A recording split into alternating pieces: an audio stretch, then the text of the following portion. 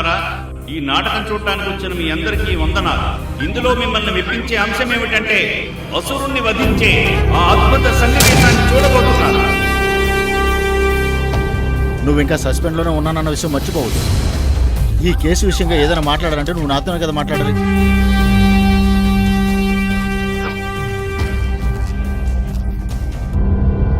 $3 కోట్లు కాదు, 5 కోట్లు డబ్బు రెడీగా ఉండాలి.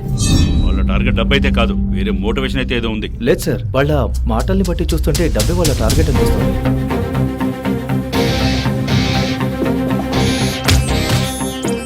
ఎవరో తెలియదు, ఎంతమంది ఉంటారో తెలియదు, అసలు వాళ్ళు ఎలా ఉంటారో కూడా తెలియదు.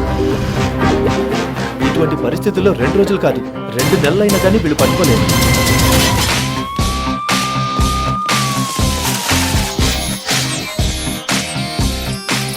ఇప్పుడు మారిపోతాం అనుకున్నాడా? మనకున్న కోపం తగ్గేలోపే అది చేయాలి. ఒకే రోజులో లేపేయాలి.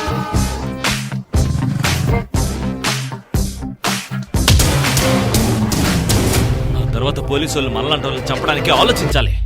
వాళ్ళు భయపడాలి.